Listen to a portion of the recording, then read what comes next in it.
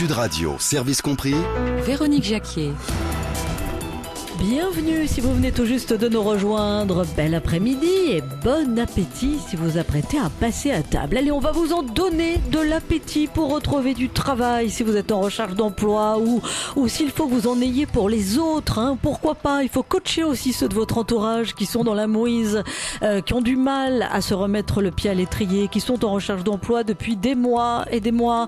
Ça peut être un compagnon, ça peut être un neveu, ça peut être votre fille. Bref, vous n'hésitez pas, ça peut être votre petit-fils bien sûr, il y a des grands-mères qui sont à l'écoute.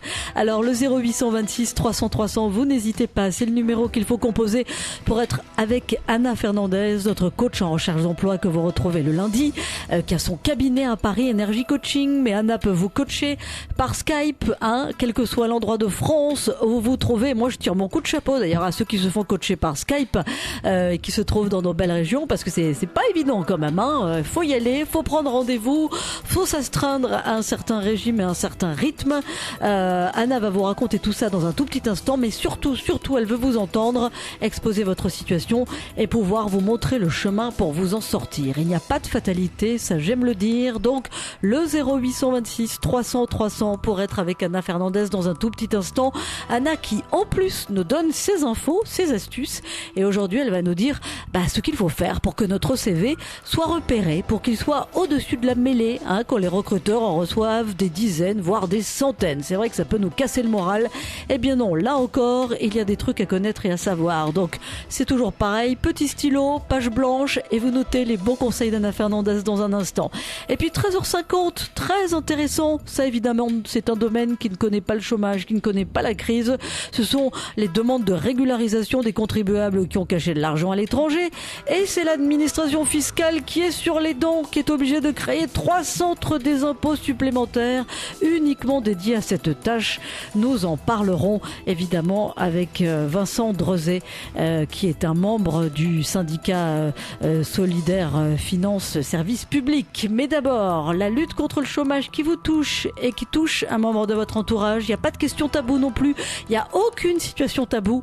Alors vite, le 0826 300 300 pour être avec Anna Fernandez. Si vous ne pouvez nous appeler, la page Facebook Sud Radio Service Compris ou le mail contact@sudradio.fr. Allez, on veut vous entendre. À tout de suite. Sud Radio, service compris. Véronique Jacquier. Et surtout, le service compris d'Anna Fernandez. Bonjour Anna. Bonjour à tous. Notre coach en recherche d'emploi que vous retrouvez le lundi entre 13h05 et 13h50. Il ne faut pas louper ce rendez-vous. On apporte notre petite pierre à l'édifice pour essayer de vous sortir de cette grande torpeur qui peut durer longtemps malheureusement, qui est le fléau du chômage que vous connaissez. Évidemment, tous à des degrés divers sans doute. Donc cette émission est la vôtre. Elle est faite pour vous. Vous avez une coach en recherche d'emploi à votre service et ce gratuitement. Alors vraiment, profitez-en pour lui poser la moindre question qui vous traverse en écoutant l'émission. Le 0826 300 300. Anna, on a souvent des jeunes d'ailleurs qui nous appellent. Donc j'ai l'impression que c'est plus facile quand on a 25 ans, 27 ans de se dire moi c'est vrai, je me pose telle question. Est-ce qu'il vaut mieux être coaché de telle façon? Est-ce qu'il vaut mieux faire tel stage que quand on est un petit peu plus âgé? Vous voyez ça aussi? Vous voyez ces retours, ces gens qui viennent vers vous dans votre cabinet ou pas forcément? Il y a de tous les âges. Voilà, je dirais qu'il y a plutôt de tous les âges. Alors peut-être c'est plus facile à des jeunes d'appeler au téléphone et de poser des questions. C'est ça. Après, à mon bureau, aujourd'hui j'ai 50% de seniors, donc âgés de plus de 45 ans, et 50% de personnes qui sont ou soit jeunes diplômés ou jeunes managers. Les jeunes diplômés qui viennent à moi, quelquefois c'est eux qui ont pris l'initiative, mais la plupart du temps, j'ai eu quelqu'un de leur entourage, parents, grands frères, grand-mère, vous le disiez tout à l'heure, Véronique, qui viennent se poser des questions sur est-ce qu'un accompagnement un peu différenciant pourrait l'aider. Cette personne de ma famille, j'ai l'impression qu'elle nous écoute plus. Voilà, elle est fermée sur certaines croyances, certaines idées. Et donc, je me posais des questions sur qu'est-ce que vous pourriez lui apporter. Donc, j'arrive, je pense, à les convaincre et à les convaincre surtout de leur donner, mes coordonnées à cette personne, à cette jeune, personne de leur famille pour qu'elle vienne elle-même m'interroger, que je comprenne ses besoins et que j'arrive à la convaincre. Donc le bouche à oreille, c'est primordial quand Voilà, même. la recommandation fonctionne bien. Et puis, alors moi, mon objectif surtout, c'est de les rassurer sur le protocole que je leur propose et puis de bien se mettre d'accord sur un objectif. Il y a ceux qui veulent décrocher des entretiens se disant je sais assurer les entretiens mais j'arrive pas à décrocher les entretiens, c'est un peu notre thématique d'aujourd'hui, comment avoir un CV qui ressort du lot. Et il y a ceux qui me disent en entretien je pense que je suis pas mauvais pour le peu que je passe mais je décroche pas assez d'entretiens par rapport au nombre d'envois de CV que je fais. Il y a peut-être un problème sur le CV ou sur le ciblage, on va le voir. D'accord. Rappelons pour ceux qui nous écoutent et qui découvrent l'émission, Anna, quels sont vos tarifs? Parce que je suis sûre qu'il y en a beaucoup qui se disent oh là là, le coaching en recherche d'emploi, mais enfin ça coûte cher, ça coûte trop cher, j'ai pas les moyens, c'est pas pour moi. Alors, là encore, il n'y a pas de fatalité. Faut pas se fixer des limites. Non, et puis alors moi je veux des personnes et des clients volontaires. Donc le prix est rarement un problème puisque le tarif, tout le monde le sait, est écrit de base est de 100 € pour chaque séance. J'accompagne entre 3 à 5 séances. Je dis de 3 à 5 séances parce qu'en ce moment, j'ai beaucoup de clients qui, en 3 séances, trouvent un job. Alors que mon protocole proposait 5 séances à l'origine. Mais souvent, mes clients sont plus rapides. En 300 €, on peut s'en sortir. Voilà, concrètement. J'ai beaucoup de clients qui sont plus rapides que moi. Donc, dès qu'ils ont compris un peu ma méthode et ma démarche, ils se disent « Ok, j'ai bien compris, je me l'approprie et j'y vais. » Et du coup, le fait de semer leur CV d'une certaine façon, d'envoyer à certaines entreprises, de répondre d'une certaine façon aux offres et aux salons de recrutement, d'avoir une certaine présence, fait que plus rapidement, ils trouvent un job qu'avec 5 séances. Ça, c'est le premier point. 2, j'adapte. Donc, le prix est de 100 € pour chaque séance. Mais j'adapte également mes tarifs à la situation de chacun. Quelqu'un qui n'a que le RSA, c'est un tarif où ce sont des conditions de paiement très particulières que je fais au coup par coup. Donc, je n'ai pas besoin que je rentre dans le détail. Mais rarement, et le nombre de personnes que j'ai accompagnées, il faut le savoir, entre guillemets, gratuitement, qui sont les premiers à venir me payer le nombre de séances faites parce qu'ils ont trouvé un job. Et oui, il y a une vraie reconnaissance. Oui, je n'ai jamais eu de problème avec aucun de mes clients sur un problème de paiement. Après, il y a un problème de volonté, c'est que c'est un investissement de la recherche d'emploi, c'est du temps, c'est de l'argent également, et puis c'est une volonté de s'en sortir. Et c'est une volonté aussi de se remettre en cause. Voilà, et de lever certains freins, certaines croyances qu'on peut avoir, et puis être confronté à la réalité du marché. Moi, ce que je leur donne simplement, c'est une image de la réalité du marché. Il y a ce que vous désirez et ce qui est attendu.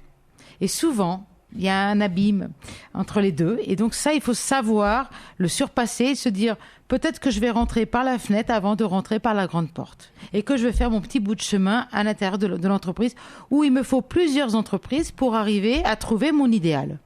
On a tous, dans notre parcours professionnel, fait des carrières à bout de sueur, à la sueur de notre poignet. Donc, c'est très important d'y aller par petits bouts. La nouvelle génération aurait peut-être une petite tendance à vouloir tout et très vite. Ah oui, ça c'est clair. Parce qu'ils sont dans une société de consommation où de toute nouvelle technologie arrive et hop, on est prêt à l'acheter et les parents sont prêts à l'acheter. Non, il faut le faire pas à pas. Vaut mieux le faire pas à pas pour être sûr que vite et mal fait. Et rappelons, Anna, parce que ça c'est très important, que des auditeurs de Sud Radio ont trouvé du travail grâce à votre coaching et parce qu'ils ont écouté l'émission. Voilà. Je me souviens de Willy qui était en vacances à Bordeaux et qui du coup nous a contactés et qui est venu à vous et qui depuis a trouvé un travail et qui avait formidablement témoigné. Et suite aux dernières émissions, je suis en train d'accompagner certaines personnes qui m'ont appelé après Sud Radio. Donc je donne pas de prénom pour l'instant, que je suis en train d'accompagner certains gratuitement, l'autre à des tarifs négociés. Donc on est en train de travailler. Peut-être que nous aurons de très bonnes nouvelles d'ici quelques semaines. Voilà, 2 bonnes nouvelles, 2 belles histoires. Vous le voyez qu'il n'y a pas de fatalité. Donc allez, faites-nous la grâce de faire le 0826 300 300 pour être avec nous. Alors Anna, oui. Dans l'émission, vos astuces pour commencer. Ensuite on aura le témoignage d'Ouzma, super témoignage que vous suivez aussi justement pour donner la pêche à nos auditeurs, pour leur dire qu'ils peuvent faire comme Ouzma et s'en sortir. 13h40, on mettra un petit coup de projecteur sur le site seniorjob.fr, puisque chaque fois, on essaie de vous apporter aussi le maximum d'informations pour vous guider dans votre recherche d'emploi. Mais d'abord, Anna, vos astuces pour que notre CV sorte du lot. Voilà. Donc, aujourd'hui, la thématique, c'est comment se démarquer. Déjà par le CV et après par l'entretien d'embauche. Donc, point important pour le CV, un certain format. On l'a déjà expliqué la dernière fois. Il faut qu'on puisse lire sur votre CV on va dire, en haut à droite, sous un petit cartouche, un petit encart encadré, là où les fonctions, on peut chercher une ou deux fonctions. N'hésitez pas à mettre une ou deux fonctions sur un CV. Surtout pas le mot CV, évidemment, mais des fonctions. Mettre en dessous les années d'expérience. Si vous avez l'atout de langue, que vous parlez courant ou bilingue, ne pas hésiter à mettre un anglais courant, un anglais bilingue tout de suite. Après, il faut que je vois dans le CV des domaines de compétences. Ce que j'entends par domaine de compétences, c'est votre savoir-faire. Après, on va voir le parcours professionnel, des dates, des fonctions et les employeurs. Ne mettez pas en avant que les employeurs. Souvent, je dis à mes clients, votre CV, c'est pas votre CV, c'est le CV de L'Oréal, de Total ou de Peugeot. On voit plus en gras et en gros le nom de l'employeur que la fonction. On voit les marques, on voit les enseignes. On ne voit pas les fonctions. C'est le CV de Michel ou de Tatiana. Il faut bien voir les fonctions que vous avez eues. Après, un avant-dernier pavé qui est la formation, ne mettez que la date de diplôme, sans mettre juin, parce qu'en France, on sait que c'est souvent juin. Mettez que l'année de diplôme, le diplôme, et après l'école. Pareil, ne mettez pas l'école avant le diplôme. On le lira de toute façon. Et c'est ce que j'appelle, moi, et en plus, 3 points de suspension, le centre d'intérêt divers. Voyage, lecture, sport, on en fait tous aujourd'hui. Ne gardez que des choses, on va dire, un peu plus pertinentes, du bénévolat que vous faites. Peut-être des loisirs créatifs qui sont en lien peut-être avec votre fonction. J'ai accompagné une acheteuse de textile, on avait laissé que broderie et tricot parce que c'était une manuelle à l'origine, alors qu'elle avait voyagé. Ou alors il faut laisser une activité qui fait qu'on sort du lot, non? Champion d'escrime. Alors quand on est en sport, on peut mettre un niveau. Voilà, on met un niveau. J'ai certains clients qui sont en équitation, voilà, donc ils peuvent un niveau 7. Ok, on le comprend. Donc et en même temps, si vous n'avez rien à mettre, pas de culpabilité, ne mettez rien. On vous posera la question en entretien. Et à part le travail, qu'est-ce que vous faites? Qu'est-ce que vous aimez? Donc, ne vous cassez pas la tête avec ça. Donc, ce qui est important, c'est un CV qui soit lisible, aussi bien par un directeur des ressources humaines que par un opérationnel. Le directeur des ressources humaines va lire le côté compétences, savoir-faire. En gros, qu'est-ce qu'elle sait faire? Un opérationnel, il s'en fout. Il va tout de suite regarder le parcours professionnel. Qu'est-ce qu'elle a fait? Qu'est-ce qu'elle a réalisé? Concrètement, lundi prochain, je la mets en poste. Qu'est-ce qu'elle saura faire de façon autonome et indépendante? Donc ça, c'est le point très important. Qui dit CV avec les mots-clés pertinents dit ciblage. Posez-vous la question pas où je veux travailler, c'est qui j'intéresse. Vous intéressez qui? Vous intéressez les concurrents et les clients de vos anciens employeurs. Ah ouais, c'est bon, on n'y pense jamais ça. Voilà. Vous intéressez les clients ou les fournisseurs de vos ex-employeurs. Ah, elle a travaillé côté achat, côté Valeo. Peugeot, qui achète des batteries et des équipements chez Valeo, va être intéressé par... Moi, quand j'étais aux achats chez PSA, typiquement, j'allais débaucher des gens chez Michelin et chez Valeo. Des professionnels de l'autre côté. Oui. Donc ça, c'est assez concret. Donc ça, c'est pour le ciblage. Pensez qui j'intéresse et non pas où je veux aller. Dans le où je veux aller, il y a les mobilités géographiques, qui des fois peut être une contrainte. Bon, posez-vous la question jusqu'à quel point votre mobilité peut être une contrainte. Ça peut l'être pour de vrai, je le vois pour certaines personnes que j'accompagne de Sud Radio où ils sont sur une contrainte géographique.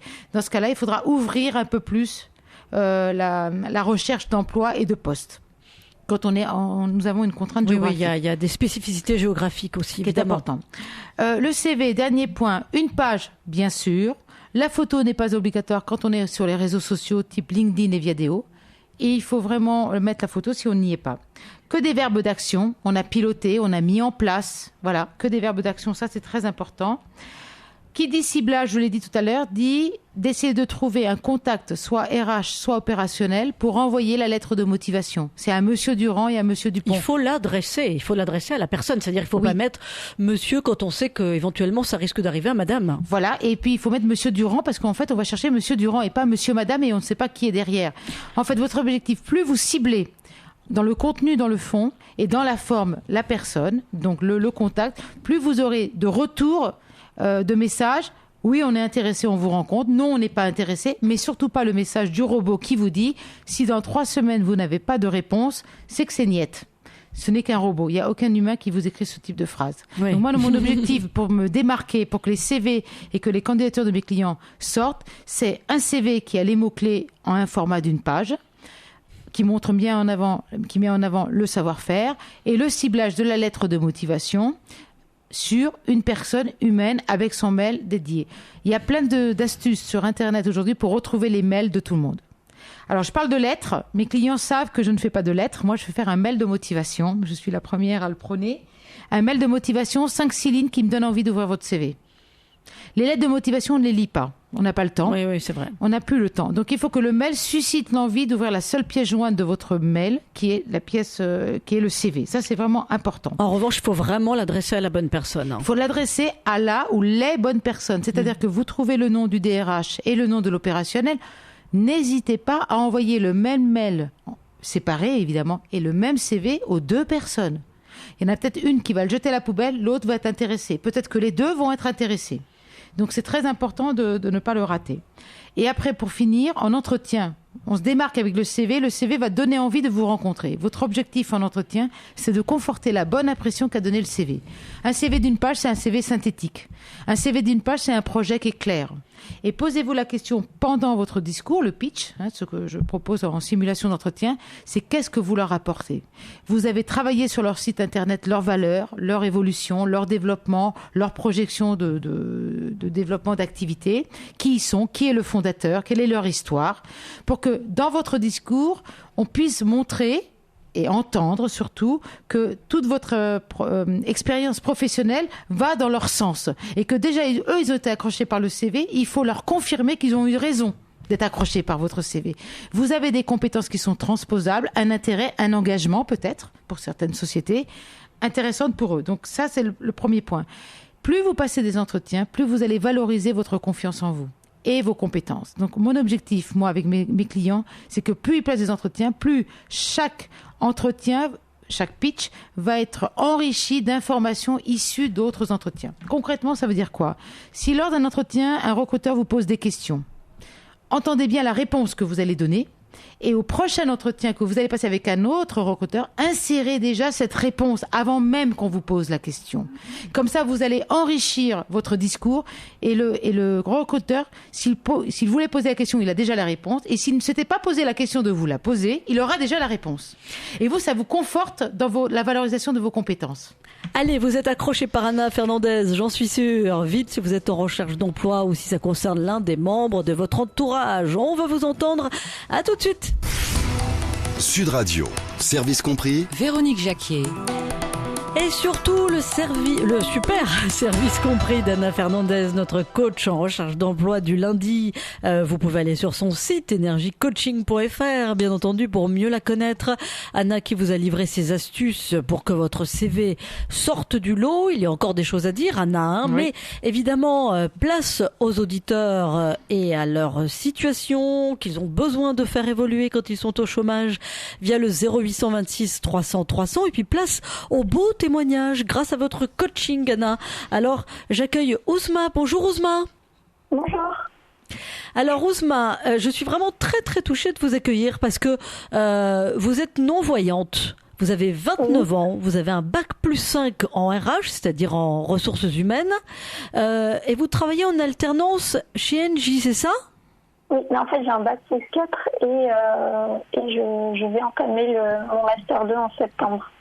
D'accord. Exactement, et je suis actuellement en alternance chez NJ Coffelli aux ressources humaines. Et comment avez-vous connu Anna Fernandez ? Comment êtes-vous allée à elle finalement ?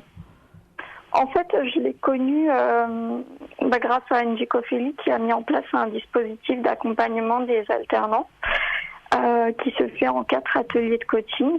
Et c'est dans ce cadre-là qu'Anna est intervenue et que j'ai pu la rencontrer. Et alors Anna, du coup, depuis, vous accompagnez Ousma ?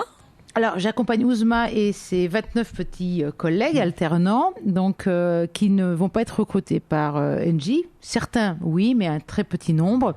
Et en fait, là, c'était pour préparer leur insertion professionnelle entre ceux qui vont commencer à chercher du travail un peu maintenant, avant l'été, et la plupart en septembre. Donc, NJ leur a proposé mes services comme un cadeau de fin d'alternance. C'est quand même assez rare pour être souligné quand même. Voilà. C'est-à-dire une boîte qui propose à ses alternants de les coacher pour les aider à trouver du boulot après leur alternance. Oui. Voilà, c'est ça, c'était ça l'idée. Donc Ousma, comme ses petits collègues, m'ont vu 4 fois en 4 ateliers en matinée. où nous avons travaillé le CV, le projet professionnel, la lettre, le mail de motivation. Nous avons fait les simulations d'entretien et les réseaux sociaux. Voilà. Et Ouzma donc faisait partie de ces entretiens. Et puis j'ai eu quelques entretiens individuels par téléphone avec Ouzma par facilité, par confort également pour elle et pour moi, pour avancer sur son projet où elle hésite encore entre une recherche d'un CDI où elle passe des entretiens et ce bac plus 5 en RH, un nouveau master qu'elle voudrait peut-être compléter. Vous êtes sacrément volontaire, Ouzma, hein. Qu'est-ce qui vous a le plus marqué dans le coaching en recherche d'emploi dont vous avez bénéficié grâce à Anna? En fait, donc déjà, c'est le CV. Parce que elle m'a permis en fait vraiment d'avoir un CV très concret, très professionnel. Et c'est vrai que aujourd'hui, du coup, quand je passe les entretiens, aussi bien près des entreprises que des écoles pour un Master 2, je suis plutôt fière de mon CV, de le présenter et moi, j'en suis fière. Il est vraiment concret, il est vraiment très professionnel. Et alors, elle a un CDI là qui l'attend, Ouzma? Alors non, là, elle est en train de passer elle hésite encore, elle passe des entretiens dans les deux cas. Si elle a des possibilités de CDI, elle se propose et elle passe des entretiens. Et en même temps, elle est en train de passer 2 types d'entretiens, les entretiens avec les écoles et également des entretiens au vu d'un stage pour l'école. Donc elle est en train de mener de front, Ouzma, les meilleures opportunités pour elle.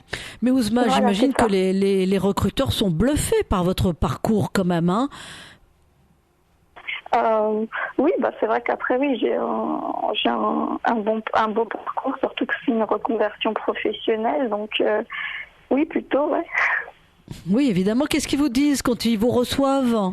29 ans, bac plus 4, bon, allez, bac plus 4 en ressources humaines, non-voyante. Est-ce que vous... souvent, le handicap n'est pas forcément pris en compte par rapport à dans ce qu'ils pensent de mon CV, de mon parcours. Enfin, souvent, ce qu'ils disent, c'est qu'il est riche. Mon CV est assez riche. J'ai pu acquérir pas mal de compétences de par que ce soit l'alternance ou des stages que j'ai pu faire tout au long de mes études. Et voilà, non, ce qui ressort, c'est que mon CV est assez riche. Ouzma, on vous souhaite vraiment beaucoup de courage. Anna, vous voulez ajouter quelque chose? Non, oui, c'est une belle personne, Ouzma. Oui, oui, c'est une très belle personne et beaucoup de ténacité, parce qu'elle parlait de reconversion, c'est parce qu'au début, elle avait fait elle a plutôt un profil d'acheteur dans les achats et elle s'est retournée vers les ressources humaines parce que ça l'intéressait l'humain et où je la rejoins. Voilà. En fait, son handicap, on pourrait penser nous. Sans handicap que ça peut être une difficulté, mais pour elle je pense que ça a été un moteur et comme elle a un cursus et elle a une volonté, une soif de vouloir apprendre et je l'ai vu en simulation d'entretien, une volonté d'être dans le concret et d'apporter des choses et de faire rapidement des choses donc je pense qu'elle aura aucun souci après qu'elle choisisse une voie CDI pour assurer une fonction, qu'elle assure son master 2 en RH pour rebondir après. Elle a encore cette disponibilité et cette volonté de vouloir encore rajouter une année, donc c'est pas mal. Ouais. Et ça ne vaudra que plus encore sur le marché dans un an. Évidemment. Sachant qu'en plus, la Master 2, souvent, dans l'entreprise dans laquelle on rentre, il y a beaucoup plus de possibilités d'embauche, et ça, elle le sait, à la suite. Pour rester ancré, parce que vraiment, au niveau Master 2, voilà, il y a beaucoup plus d'indépendance et d'autonomie sur le poste. C'est comme un salarié à temps plein. Elle l'a déjà vécu à Engie. Je les ai vus tous travailler. Ce sont comme des salariés qui participent aux réunions, qui font les comptes rendus. C'est largement pas du tout des simples stagiaires. Ouzma, bravo pour votre ténacité, Ouzma. Votre beau parcours. Merci. Et vous nous tenez au courant, bien entendu, quelle que soit la suite des événements. D'accord. Pour vous, puisque vous hésitez entre un CDI et une autre formation. Ouais, mais bon, là c'est en train de se concrétiser. Je suis plutôt en train de partir vers un Master 2. J'ai trouvé une école et du coup je suis plutôt en train de repartir sur un Master 2. Bon, on vous sent sereine, Ouzma. Oui, il faut. Non, parce que certains diraient, oh là là, j'ai la possibilité d'avoir un CDI, je fonce et je reste casée, non, Anna? Oui, après, ça dépend. Elle a une projection de carrière derrière, Ouzma. Donc, elle se dit, voilà, si je suis jeune, je peux rajouter encore une année. Si elle trouve une belle entreprise où elle peut faire une carrière derrière, et si elle a déjà choisi, voilà, son école, elle est en train de passer les sélections qui ne sont pas des plus faciles parce que c'est un nombre peu élevé d'élèves, donc de haut niveau. Elle sait aussi que l'école par laquelle elle va passer lui sert aussi de blason pour rentrer après. Donc par la suite, donc elle se Ouais, projette, c'est ça, Ousma. ouais. Voilà, tout à fait. Bah écoutez, bravo Ousma. Moi, je suis vraiment bluffée par votre parcours et votre belle détermination. Et vous êtes un sacré bel exemple pour les auditeurs de Service Compris. Hein. J'espère que vous allez appeler via le 0826 300 300 en vous disant « Allez, on se met dans le sillage d'eau, Ousma, il n'y a pas de fatalité. » Alors, dernier point que je voulais rajouter, donc demain, il y a un salon. Oui.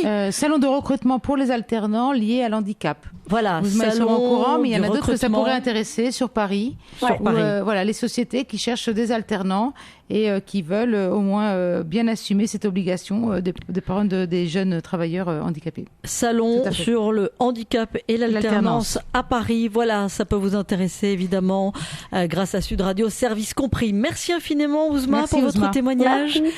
Allez, place maintenant aux auditeurs qui ont besoin que vous les preniez en main, Anna, et on accueille Théophile. Bonjour Théophile. Oui, bonjour. Bonjour à toute l'équipe. Donc voilà, je m'appelle Théophile et actuellement je suis titulaire d'un master de droit et même pour trouver un stage en 7 ans c'est un peu difficile et voilà, moi j'avais une petite question. Est-ce que vous me conseillez carrément de changer de parcours, de partir vers un master un peu plus professionnalisant, notamment dans les domaines juridiques, ou bien est-ce que je devrais directement essayer le barreau, quitte à tenter ma chance? Voilà, Alors master, vous êtes en cours d'un master 2 en droit. c'est ça. Et quel type de droit? Pour l'instant, c'est surtout du droit social. Droit social, d'accord. C'est ça. Quand vous avez commencé ce master 2 et le master 1 précédemment, quelle était la projection de la carrière derrière? C'était quoi le projet? Devenir avocat dans Alors, les affaires ok. sociales ou travailler dans un organisme social ou pour me gérer de la partie juridique. D'accord. Alors pour le barreau, même pour le barreau, trouver mon comment stage en ce moment, c'était un peu difficile. Et du coup, Alors le stage, vous l'avez fait le stage? Vous êtes en cours de stage ou vous n'avez pas trouvé? non, j'ai pas trouvé le stage. Et quelles étaient les dates de stage à faire?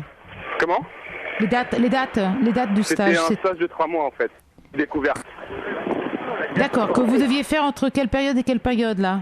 À faire Entre maintenant? le M1 et le M2, et c'était à partir du mois de juin, pour des vacances d'été en fait. Donc là, on parle de juin 2016 de cette année. C'est ça, Donc là, vous auriez dû trouver un stage pour juin, juillet, août. c'est ça. Et stage que vous n'avez pas trouvé. Malheureusement, non. Donc en envoyant votre CV et en répondant à des offres de stage, ça n'a pas débouché sur quelque chose. Pas du tout. D'accord.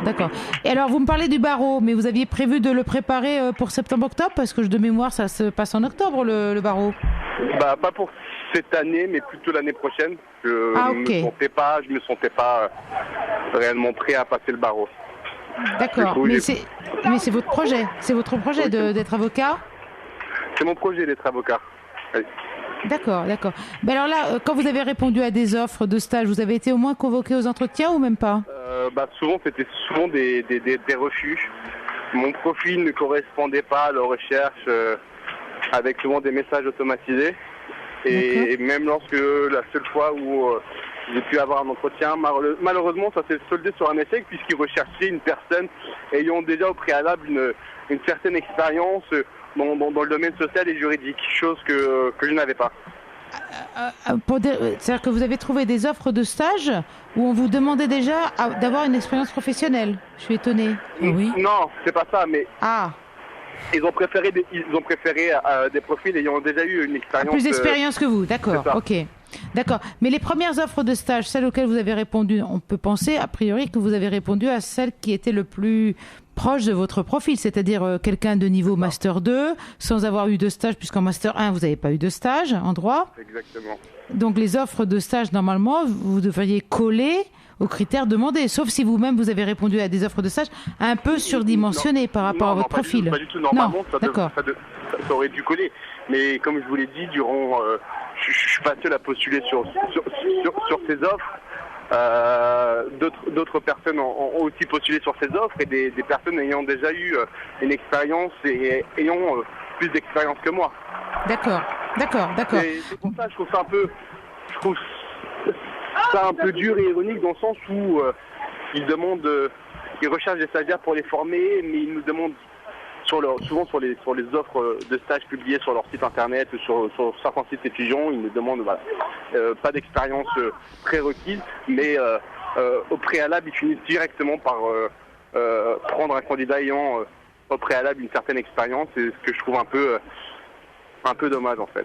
Et donc, c'est-à-dire oui, mais Théophile, mettez-vous à la place du recruteur. En fait, par rapport au Master 2, ce qu'ils pensent, c'est s'attendre à quelqu'un de professionnel, d'autonome, avoir déjà une première expérience, peut-être en Master 1, d'un premier stage. Donc voilà. Après, il faut voir dans votre CV comment vous avez mis en avant vos compétences et vos expériences, même de job d'été, de savoir qu'est-ce que vous avez fait. Ça, c'est le premier point. La lettre de motivation, pourquoi vous avez candidaté à telle entreprise ou à tel cabinet, et qu'on soit clair avec derrière le projet professionnel. Je rebondis 2 minutes sur la préparation du barreau. Vous savez le travail que ça demande pour préparer le barreau et passer le concours. Oui, bien sûr. Théophile, il faut y aller là, faut se retrouver les manches. Les 3 mois de stage nécessaires pour le Master 2 sont obligatoires pour valider votre Master 2 ? En fait, c'est pas obligatoire parce que ils veulent au moins qu'on ait au préalable effectué qu'on ait une expérience professionnelle au moins de 3 mois. C'est-à-dire qu'on peut le faire soit durant le passage du M1 au M2 ou soit du passage soit le stage de fin d'études. Voilà. D'accord. Et vous auriez voulu le glisser entre le M1 et le M2 ? Voilà, sauf que je n'ai pas trouvé durant le M1 et le M2 et là je suis également en pleine recherche et ça n'avance pas. D'accord. Donc là, on pourrait se poser la question si votre CV et lettre de motivation ne donnent pas envie de vous rencontrer.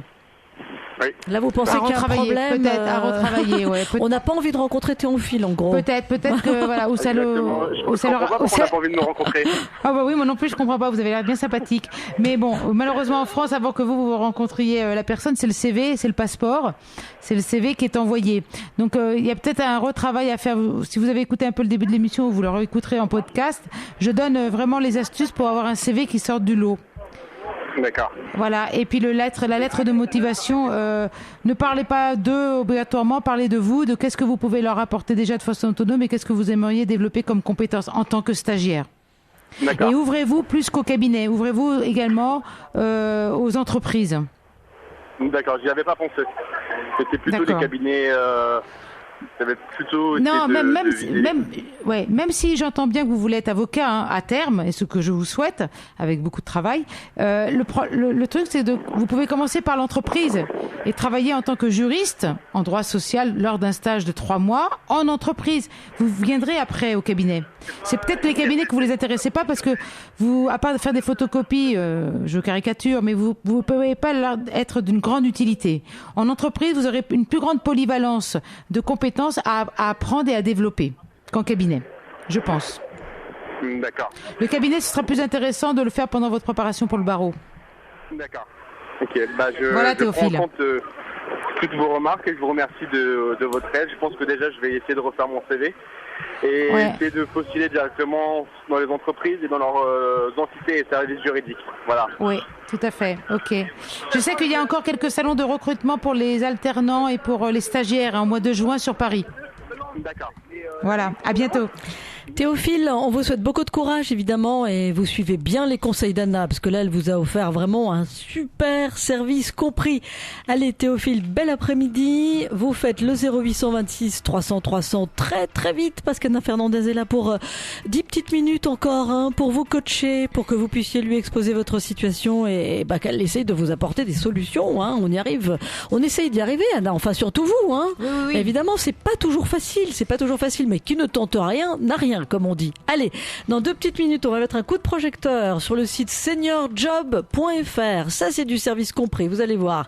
Et puis évidemment, on accueillera encore les auditeurs. Donc vite, le 0826 300 300. Le super service compris d'Anna Fernandez, notre coach en recherche d'emploi, et le service tout compris d'Olivier Angelini. Bonjour Olivier Angelini. Bonjour.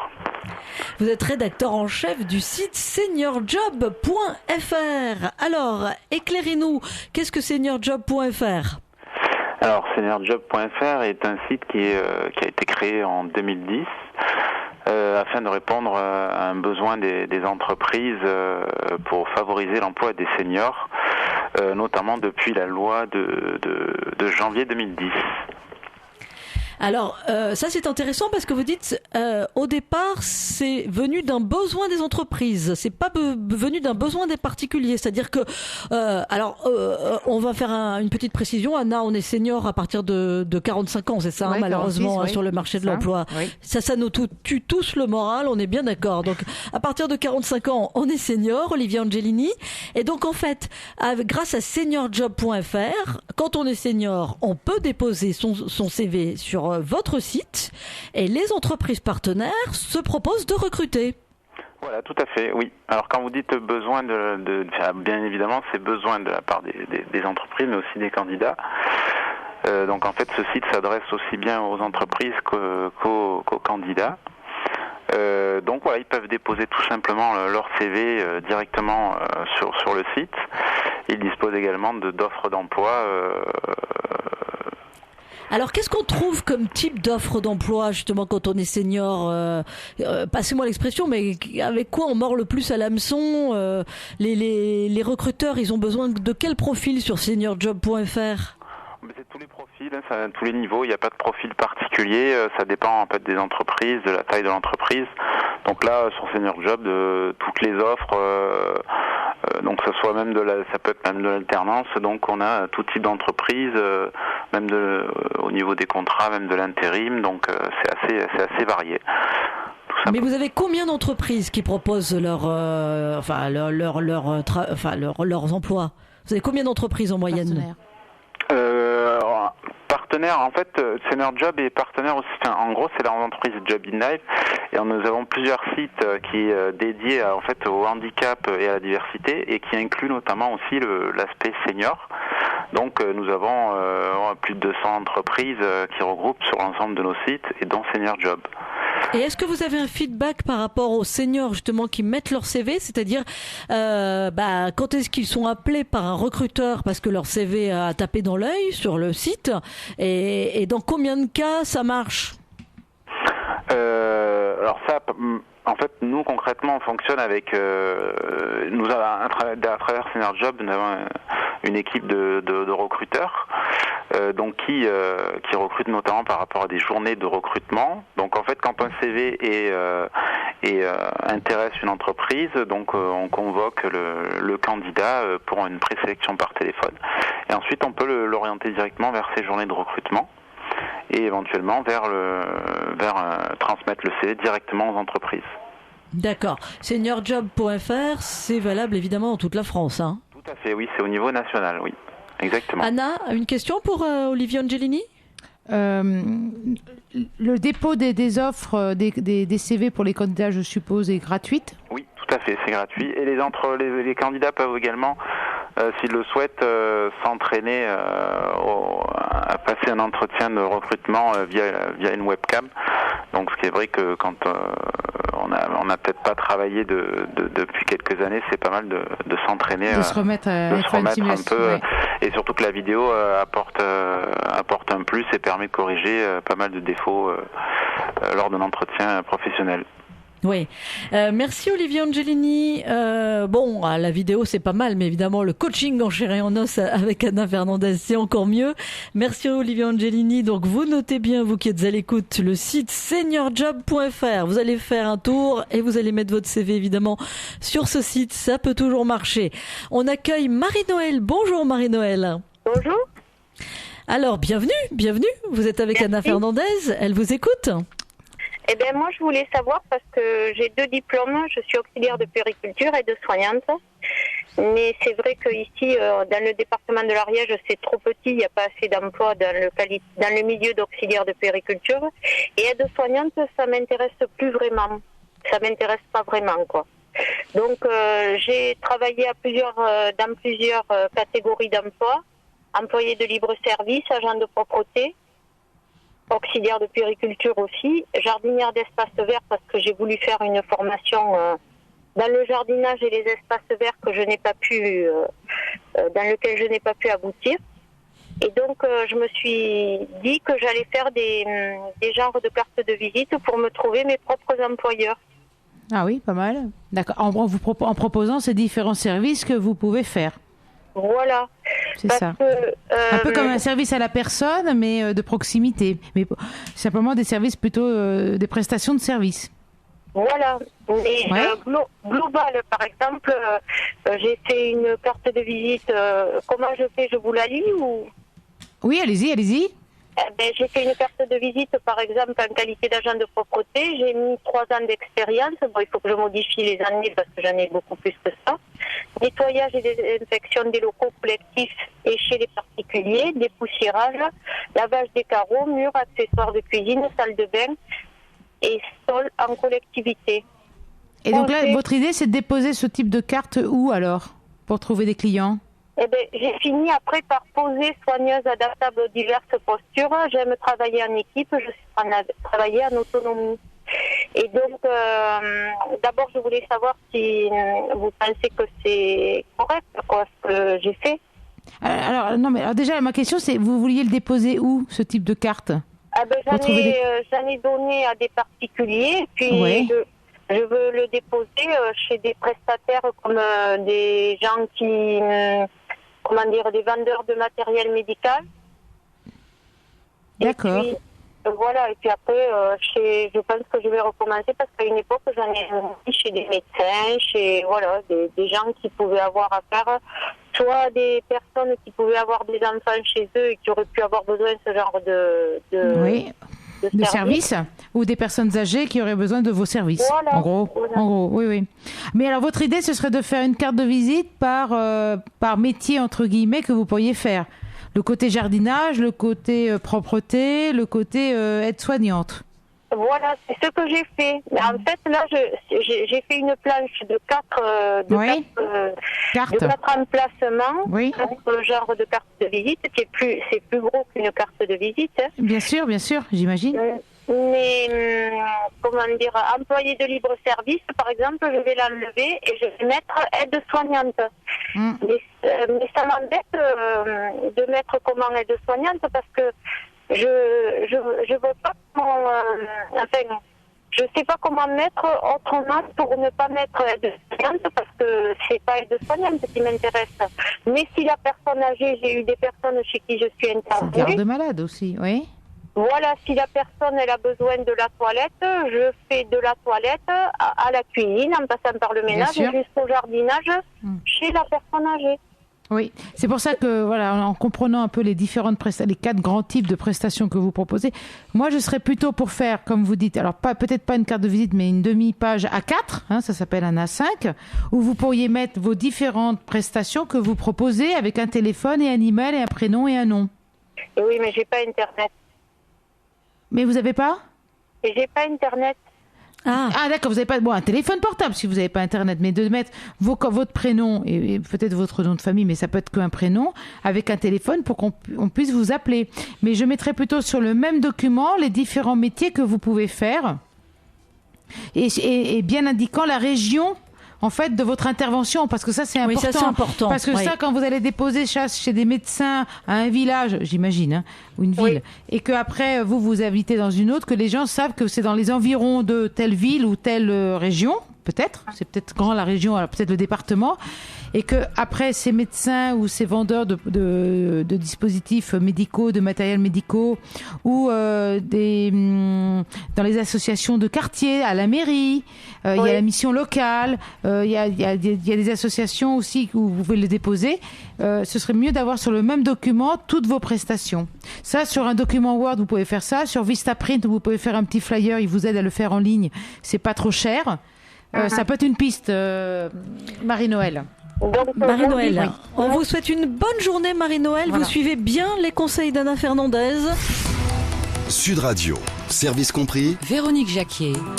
Et le service tout compris, toujours, de Anna Fernandez, notre coach en recherche d'emploi, puisque Vincent Drezet, qui devait assurer notre bureau des vérifications et nous parler de ces 3 nouveaux centres des impôts de plus pour les évadés fiscaux, n'est pas au rendez-vous. Donc c'est pas grave, on le recontactera un petit peu plus tard. Rien de grave, le service tout compris d'Anna, c'est pour les auditeurs de Sud Radio. Et on a Fabienne qui est avec nous et qui a appelé en fin d'émission. Donc on est bien contente de vous accueillir, Fabienne. Bonjour. Bonjour. Je vous appelle. Est-ce que je donne ma question maintenant? Oui. Oui. Alors Fabienne, oui. vous savez ce que je vous propose, c'est que on va commencer à s'occuper de vous et on continuera peut-être lundi prochain parce que on a à peine 2 petites minutes. Donc on vous écoute avec Anna. Bon, ça fait longtemps que j'ai pas travaillé en fait et j'ai un blanc sur mon CV. Qu'est-ce que je dois marquer? On m'a dit de mettre sinon que j'éduquais mes enfants. Est-ce que vous pensez que c'est une bonne idée? J'ai un blanc sur mon CV. Et un blanc de combien de temps? Un blanc de combien de temps? Presque combien? 2 ans. Presque 2 ans. Ah, presque 2 ans. Ouais. Alors, non, moi, franchement, je mettrai rien. On vous posera la question, déjà. Après, pendant ces 2 ans, vous n'avez pas fait que élever vos enfants, vous avez peut-être fait d'autres choses. Non, pas grand-chose cette année-là. En bénévolat, vous avez rien fait en bénévolat, par exemple? Non, pas bénévolat, non. Pas bénévolat. Même au sein de l'école, hein, je parle. Hein. Au sein de l'école, parents d'élèves. Non. D'accord, oui, mais ça prend pas un temps plein, c'est sûr. Non. Non, les 2 ans, non, d'éduquer les enfants. Non, on va jamais mettre sur un CV de telle année à telle année mère au foyer, en gros. Hein, éduquer les enfants, ça veut dire mère au foyer. Donc, vaut mieux laisser un trou et que vous expliquiez, on va vous poser la question, tiens, qu'est-ce que vous faisiez depuis 2014 ?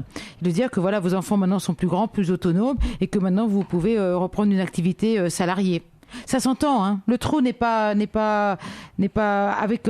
Vous allez indiquer votre âge sur le CV. Oui. Donc, on voit bien que c'est pas un trou subi entre guillemets. Vous n'avez pas 50 ans et que pendant 2 ans vous n'avez rien fait. On peut supposer qu'à 50 ans vous n'avez plus de jeunes enfants à la maison et donc vous êtes occupé. Vous voyez ce que je veux dire? Voilà. Donc Fabienne, vous n'avez pas peur, vous assumez de vous être occupé de vos enfants pendant 2 ans et puis vous le direz tout simplement à un employeur et il le comprendra très bien. Voilà, merci pour votre appel Fabienne. Et puis n'hésitez pas à nous